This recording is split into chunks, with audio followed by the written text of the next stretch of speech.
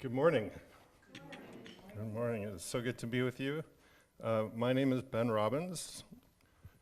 Yesterday I discovered this, which you might have seen living by the doors out there. I heard Amy Moonshadow made this poster. She's away right now participating in a peace walk. Here's how Amy described this community: a place to gather, relax, renew, reflect, have quality time, celebrate, enjoy, retreat, be still, unwind. And I know she is a very active activist, so I imagine when she comes here, she might especially like the restoration part of it. So I wanted to share that this morning. Thank you to our volunteers and staff who make our Sunday services possible. Special thanks today to our service assistant, Pam Griffin-Hody, who is in traffic but will be here shortly. Carol on keys, Riley on tech. Thank you so much. Thank you to everyone who came to the retreat yesterday. To imagine our year, we had about 19 or 20 people. A really good day. Please see the announcements in the order of service and note that the Saturday brunch is starting this Saturday. If you are new or we haven't met, I would love to say hi to you after the service. And I now will do our land acknowledgement, which I need to pull up.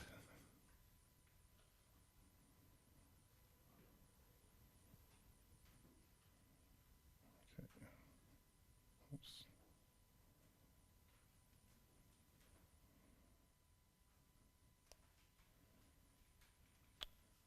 I added a lot of notes to the land acknowledgement, which I haven't incorporated yet. I don't have the land acknowledgement itself. Can someone else do a good job of the local land acknowledgement?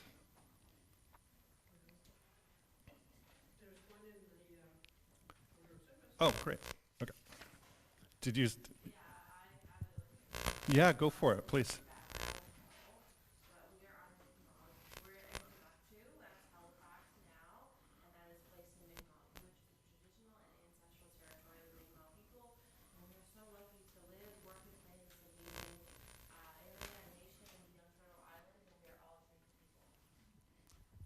Thank you very much. Our chalice lighting today is called Cherish Your Dreams by Maureen Killeran. She writes, "The poet Langston Hughes has written, 'Hold fast to dreams, for if dreams die, life is a broken-winged bird that cannot fly.' May this chalice flame challenge each of us to cherish our dreams, for all things worth doing begin in the courage and inspiration of a dream."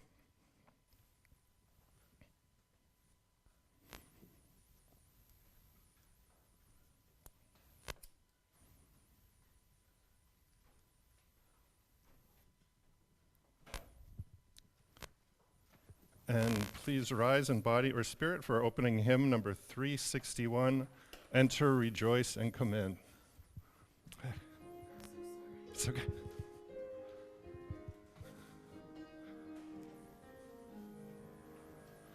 Enter, rejoice, and come in. 361. Rejoice. Today will be.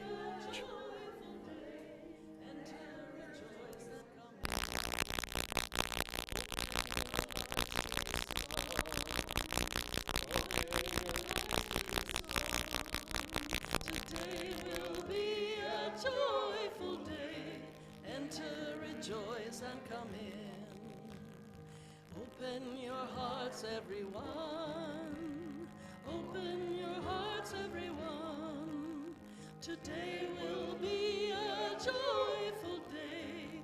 Enter, rejoice, and come in. Don't be afraid of some change.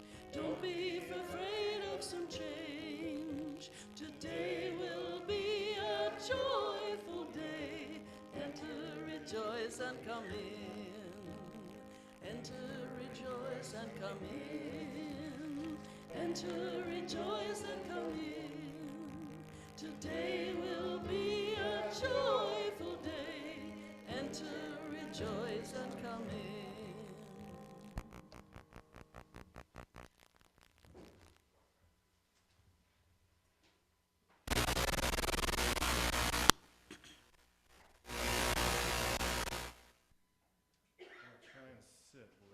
see everybody for our story.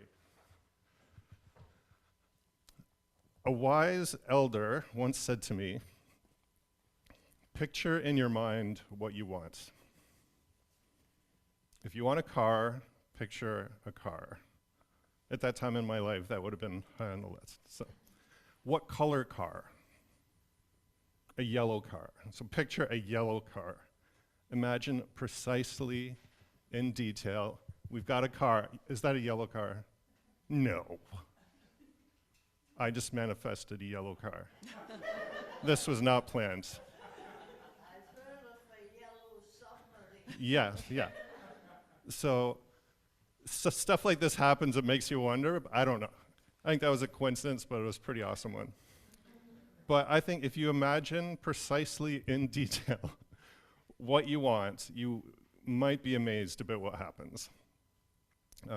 So the wise elder told me this. Years go by. I'm living in Montreal, working for a contractor renovating houses. A friend invites me to something called an improv dance jam, and I fall in love with improv dance. That feeling of my bare feet on the wood floor and my body moving just the way it wants to move. So, okay, Ben, remember what that wise elder said. Picture the life you want in detail. I want to live in a home that has a dance studio. I want lots of housemates. I want lots of people passing through. I still want to work in construction, but I hate wearing shoes. I want to work barefoot. In less than a year, I'm the buildings and grounds manager at an improv dance retreat center doing most of my job barefoot. So I didn't plan that. I didn't have strategic goals and an action plan. I was simply crystal clear about what I wanted, and it affected my day-to-day decisions.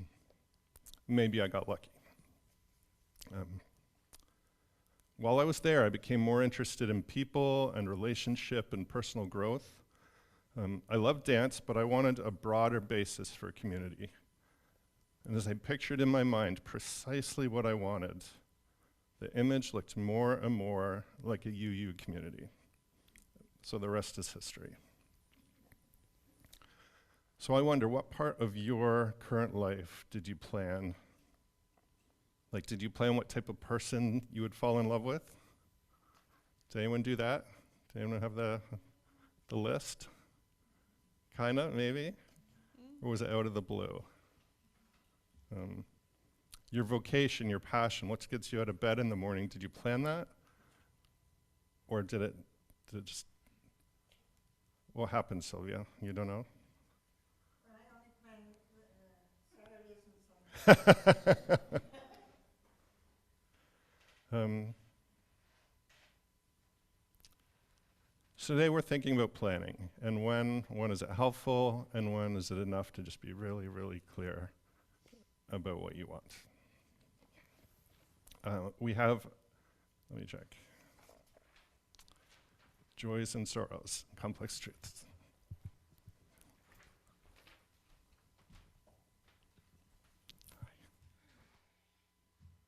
See if the mic works without the step stool. Now we will take time to recognize our collective and individual joys, sorrows, and complex truths. We bring our hearts into this sacred space of community, and we open them up to each other, for each other, so that those of us who carry pain might be comforted by the presence of a loving community, so that those of us who are happy and well might share our joy and see it multiply in others. And so those of us who carry complex truths might find a welcoming space to process and make meaning of all that life brings. So if you have a story, a joy, a sorrow, or a complex truth on your heart that needs to be spoken in community, we invite you to share. And we invite you to light a candle to mark your story and to remind you that you are not alone. We will do stones in a water bowl today. Oh, we're doing stones in a water bowl today, not candles. Okay, so take a stone and put it in the water. We need to remember to use the mic for the people on Zoom. Is it on? Is the yellow light on? Yellow light's on. Turn that light off. Okay, now it's working. I can't remember that from one week to another. I'll make the tape on it. Won't work, Riley. Oh,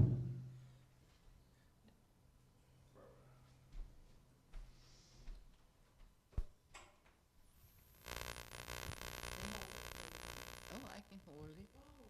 All right, all right. Thank you. I have an ongoing joy in my little great-grandson, Alexander Perlinger. It's wonderful to see how he develops. He now speaks English with his mom, my granddaughter, French with his father. And sometimes he repeats words I speak to him in Hungarian, particularly his name, but he sent me word that it's okay for me to call him anything I like, but he will only answer if I call him Alexander Perlinger. We'll put a stone in for Alexander.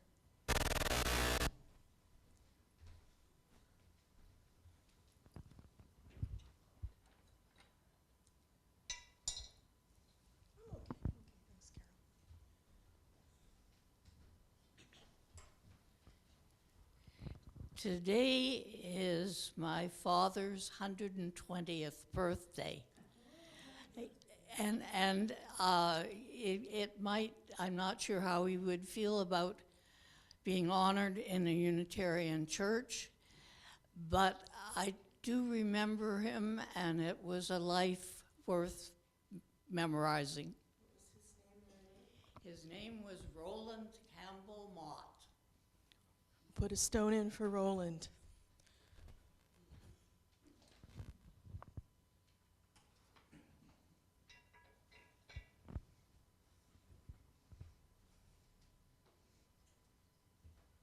Is there anyone else?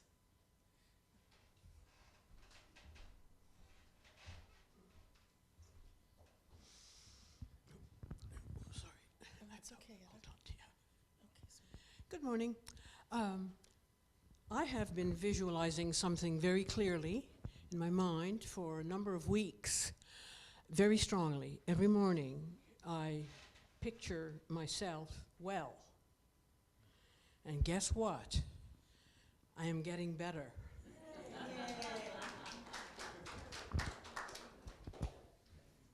Is there anyone on Zoom, Riley? No? Okay.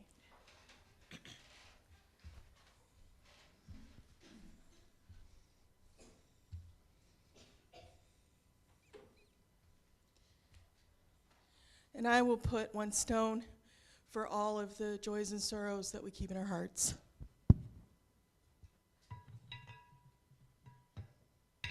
And oh, one for Alex, sorry.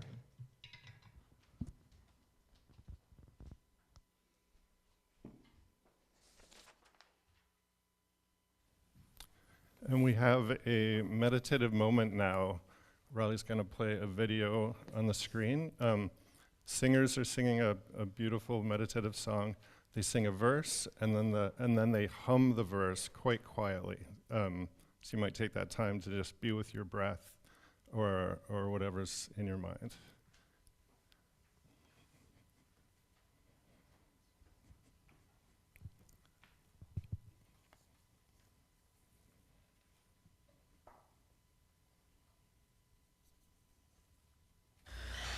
Come and find the quiet center in the crowded life we lead.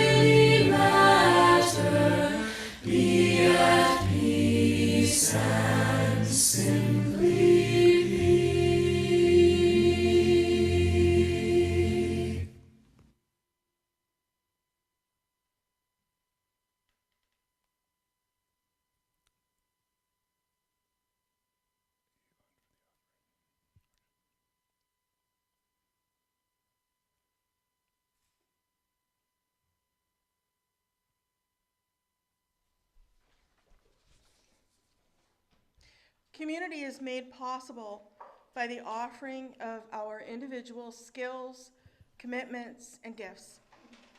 The truth is that we need each other and money to survive, and yet nobody's worth and dignity is in any way measured by the amount of money that they have or don't have to give. So during the offering, we invite you to offer what you can, if you can, to support this sanctuary of progressive spirituality. Today, any undesignated money in our collection bowls will go to the operation of this wonderful community. And if you don't carry cash, you can donate by e-transfer, easy peasy, to treasurer@uuch.ca. And apparently, Carol is going to play an offertory hymn.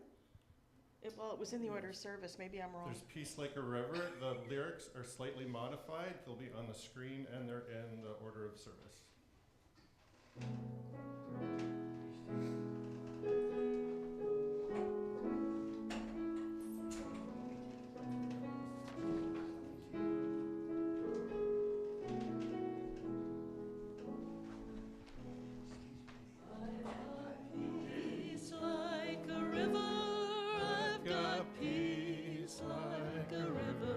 I've got peace like a river in my soul.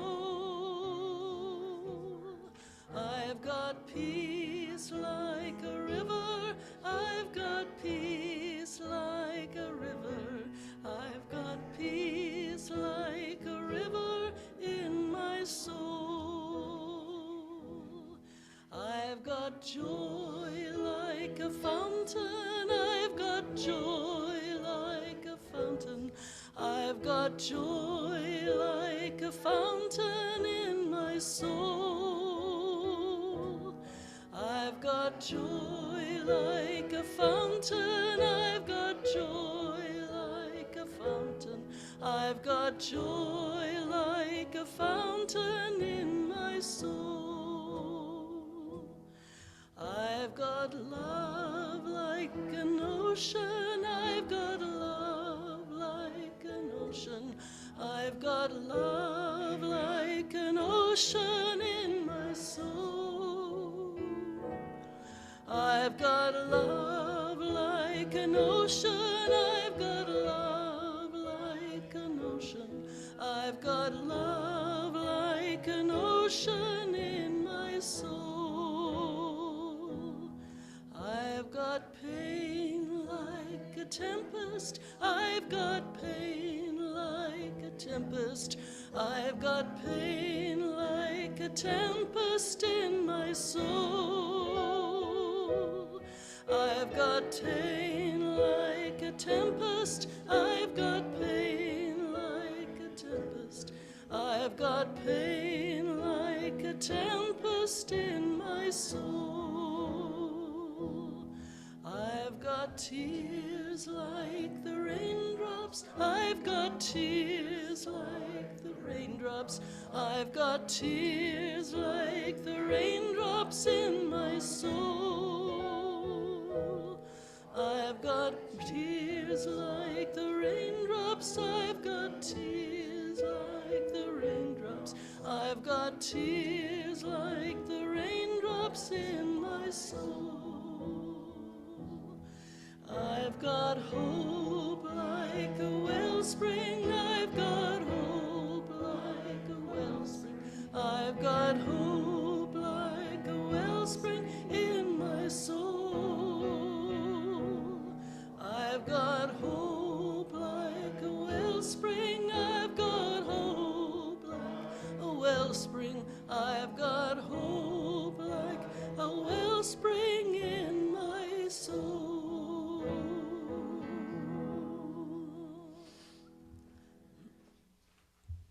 Due to the irregularities of Metro Transit, we did have an important sorrow that was missed because the person who wanted to express it was late. Oh, I'm sorry. Sorry, Metro Transit being what it is. Metro Transit being what it is, somebody was late and missed an very important sorrow that they asked me to discuss. They gave me a picture of a dear friend of theirs whose name is Art Morrison, I think. And Art died this week, and it was very traumatic for our friend here. And I'm going to put a stone in for Art and for all of the people who loved him. That's Art.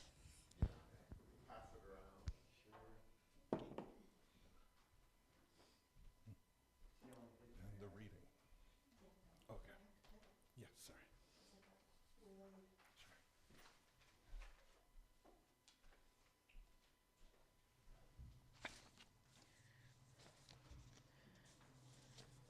Yeah, I'm going to need the stool. I can't see the words on my script properly. That's better. Our reading is by Robert Burns. As the story goes, he was plowing a field when he realized that he had plowed through a Mosa's winter nest. And this is his apology. Little, sleek, cowering, timorous beast, oh, what a panic is in your breast. You need not run away so hasty with bickering prattle. I would be loath to run and chase you with murdering paddle. I'm truly sorry man's dominion has broken nature's social union and justifies that ill opinion which makes you startle at me, your poor earth-born companion and fellow mortal. I doubt not sometimes that you will thieve. What of it? Poor beast, you must live. An ear of corn from a bushel is a small request. I am still blessed by what is left. I'll never miss it. Your tiny house is now in ruin. Its feeble walls the winds are scattering, and nothing left to build a new one out of foliage green. And bleak December's winds are blowing, both bitter and keen. You saw the fields lay bare and empty, and weary winter coming fast.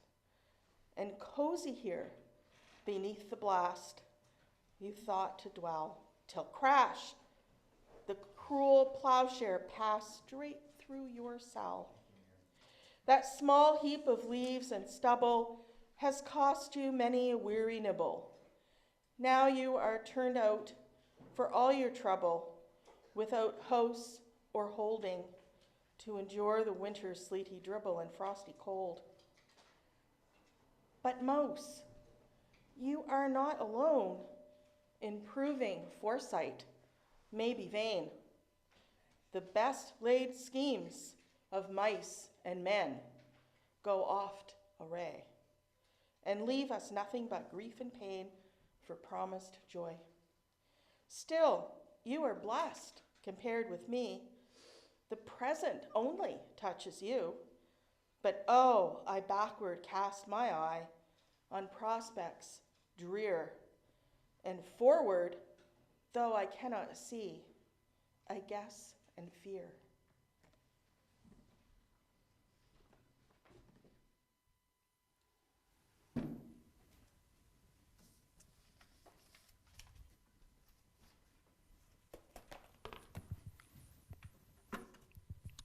And I will put a booster up, so it's a good height for me. There we go. Yeah. Yeah. All right. The best laid schemes of mice and men often go awry. Has anyone seen Snowpiercer? Anyone seen? It was a movie and then it was a TV show, Snowpiercer. All right, I'll tell you about it. I'll tell you the premise. The premise of Snowpiercer is that climate change gets bad. The planet heats up so much that drastic action is taken. So they pump a chemical into the atmosphere to bring back the temperature down. So they pump the chemical, and then they wait, and then they measure the temperature. Yes, the temperature is dropping. The temperature is still dropping. Oh no. So their calculation is off, their scientific theory isn't quite right. In Snowpiercer, the average global temperature drops beyond historic levels and keeps dropping until it levels off at minus 120 degrees Celsius. So this land of blazing sun turns into this cold, dead planet that a small group of people tries to survive on. That's the premise. So that was not the plan they had. That was not how that system was supposed to function.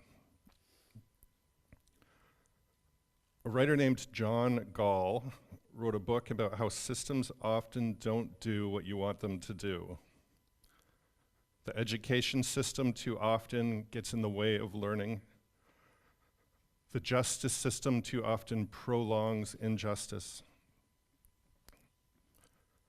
Gall's book is called Systemantics, which I thought was one complicated word, but then he says, oh, it's really just combining system and antics, because systems get up into antics. Systems often don't do what you expect them to do. And this book is a series of laws. So just like there are laws of nature, Gall says that there are laws of systems. The way systems behave, even if everyone in the system is good-hearted, capable, doing their best. So you may have heard of some of these laws. Parkinson's law.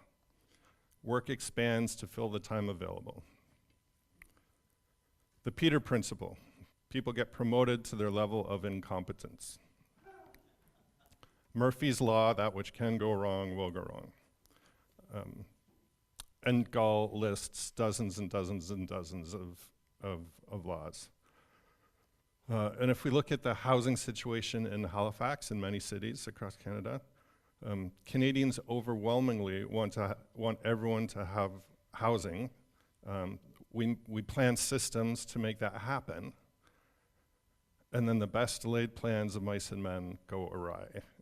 We've got a housing crisis. We plan our cities to support human life, and then often big plans create sterile environments. Are there any Jane Jacobs fans here? Any Jane Jacobs fans? Just one, okay. That's two of us. Okay. Well, I love talking about Jane Jacobs, if anyone is curious. Jane Jacobs noticed that planned streets don't have life in them. For a city street to be vibrant, you need the mixed usage that comes from organic growth. So she thought a complex system like a city can't be planned, it has to be grown. There's a place for planning, but there needs to be a place for organic growth. One of John Gall's laws of systems is that for a complex system to work, it needs to grow out of a simple system that works. You don't create a large church by spending $10 million on a campus and hiring a cohort of assistant ministers, inventing a calendar of traditions, printing a thick policy manual. You grow a large church by starting with a small, thriving church, and you help it grow. The writer Kevin Kelly wrote a book called Out of Control. He says that to grow a complex system, you need to let go of control. Kelly edited Whole Earth Review. Did anyone used to read Whole Earth Review or Whole Earth Catalog? Are there any hippies here? There's one. Molly, good, okay. So he's interested in the natural systems, but he also edited Wired magazine. So he's very interested in technology and human-made systems. And he saw that the best computer systems developed in the same way that ecosystems develop. And he came up with 9 laws for making a system come to life. And one of his laws actually comes from John Gall, who I mentioned. So here's how Kelly puts it. The only way to make a complex system that works is to begin with a simple system that works. Attempts to instantly install highly complex organization without growing it inevitably lead to failure. To assemble a prairie takes time. It's much more complicated than we think. Even if you have all the pieces, time is needed to let each part test itself against all the others. So complexity is created by assembling it incrementally from simple pieces that can operate independently. Another of Kelly's laws is that most of the action happens at the lowest level. So in an ecosystem, most of the action happens in the soil. And I would say in a community like this, most of the action happens in one-on-one conversations and small group conversations. So we're not a top-down system. We do have a board, and the board does fabulous work and makes decisions for you. But for the most part, the action in the community happens informally through saying hello to the next person next to you. Or if you're an introvert, not doing that, which is completely fine.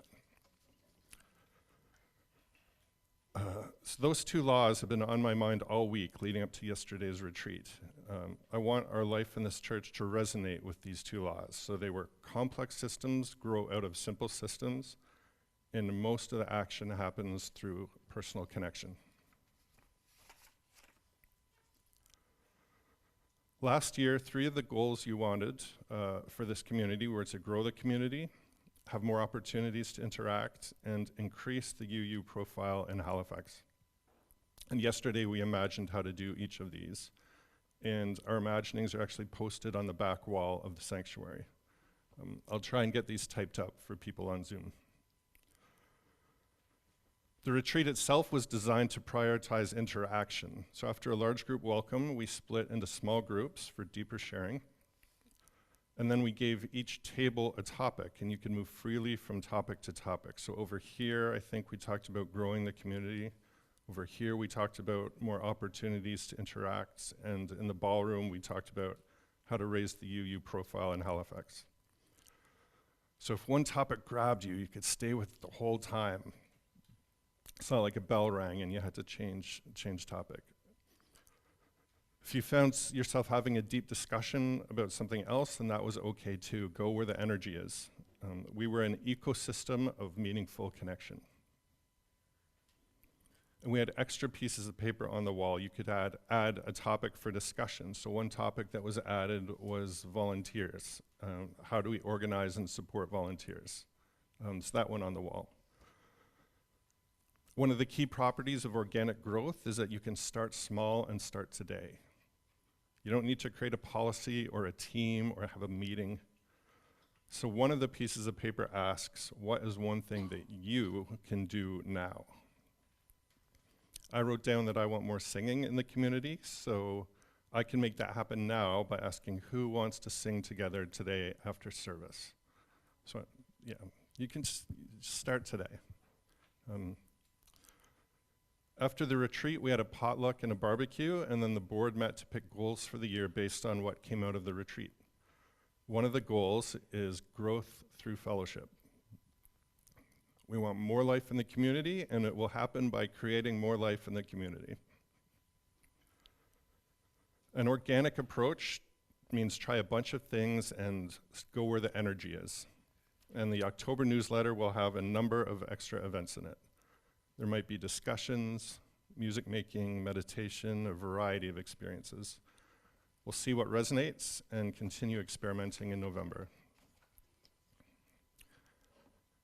And I want to be upfront about the fact that I am ambitious. I like thinking big. Imagine if 5 years from now we have reached every lonely person in Halifax and they aren't lonely anymore. Imagine that the quality of discussion is so personal and trusting and respectful that we raise the level of discussion in Halifax. So that Halifax discussions about the issues of the day happen with curiosity, compassion, insight, intelligence, and trust. Imagine if every night of the week there are multiple workshops happening to help people from all walks of life explore the quintessential questions of being human. Imagine if the Halifax music scene is not only vibrant and enriching, but it also carries us towards the world we dream of by embodying all that we live for. I'm not utopian, but imagine if everyone felt like they belonged and everyone felt like they were getting a fair shake. So I'm ambitious for all that, but I also know that no matter how big we think, the goodness we create will only be good if it is born out of the one-on-one and small group connections that make up the life of a community or a city. When we connect at social hour or at breakfast before retreat or at the Saturday brunch, it might look like simple human connection, but simple human connection in some ways is what it's all about. So if down the road we are bursting at the seams with life, I hope that nobody says the minister grew the community. I hope people say, this community has rich soil of human interaction, so of course that grew the community and filled Halifax with our vision for the world. In your personal life, maybe you've had success playing the long game. Maybe you have a long-term plan to build a family or a vocation or to care for your health or to help your neighbor. So there for sure is a place for planning. But often in a complex system like a community, doing something as complex as trying to grow and change the world, I believe that we should heed Robert Burns' warning and hold our plans with humility. Let's grow the way ecosystems grow, by enriching the soil, by trying simple things, and by seeing what works, whether that's here in this community or on your street where you live. Our closing hymn is number 121 in the Gray Hymnal. 121, We'll Build a Land. The lyrics are by Barbara Zanotti, who edited a book called A Faith of One's Own, Explorations by Catholic Lesbians. So please rise and body your spirit for number 121 in the Gray Hymnal. Lyrics are going to be up there. We'll build a land.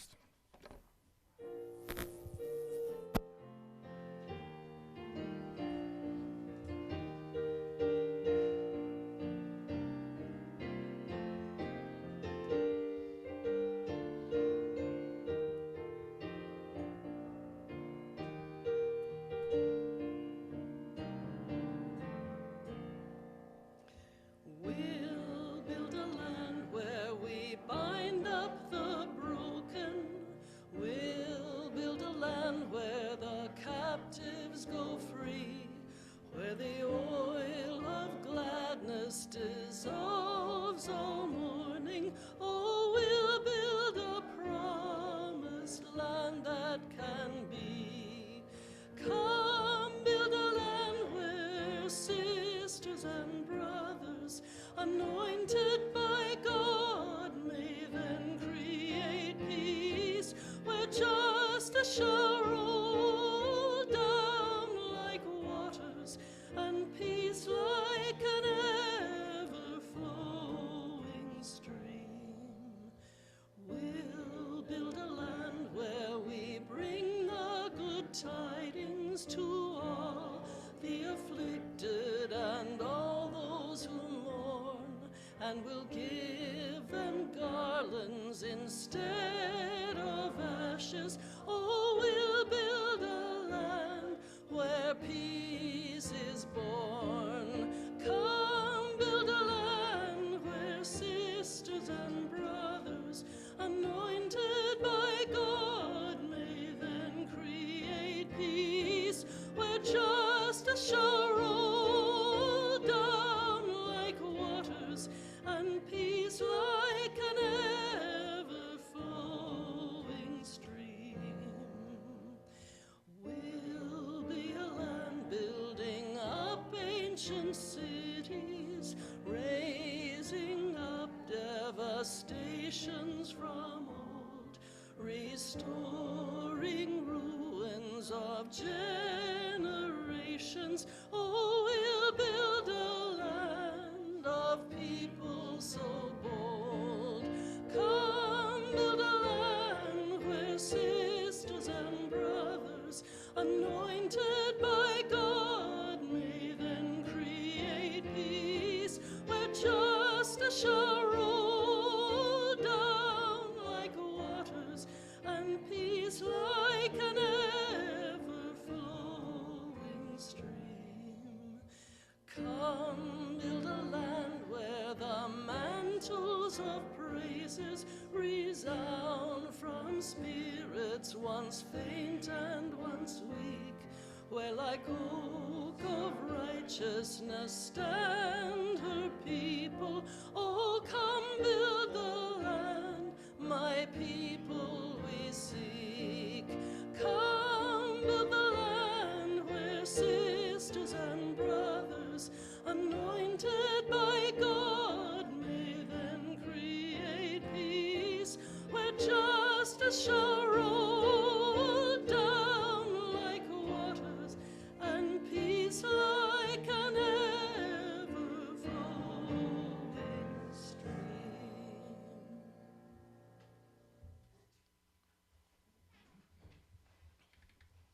As you consider making changes in your own life, may you have access to the wisdom of ecosystems with lessons such as start simple and start now. Our chalice extinguishing words are by the musician Gustav Mahler. We heard them yesterday as well. Tradition is not the worship of ashes, but the preservation of fire.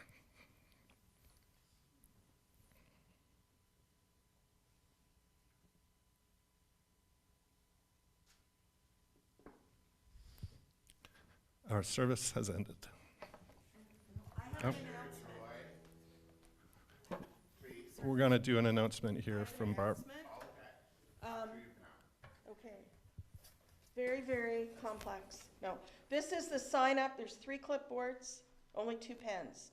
Don't ask. For the Thanksgiving potluck. So I'll put them out. There's just 3 of them because it went on 3 pages, and I hate forms where the place to sign is too small to write. So I put it over 3 pages, and so I'm just going to put it out in the ballroom. Okay, my joy is, it sounds like the Air Canada strike is settled. Fingers crossed. So Margaret can get So because my sister cousin Edie is scheduled to come on Wednesday from Vancouver. That wasn't me. And I'm supposed to meet her at the airport on Wednesday morning and get a ride to Anaheim to visit my mother, Marie. And so that is my joy. Thanks. Thank you. Yes, the Air Canada strike. She'll be over. That was my Catholicism.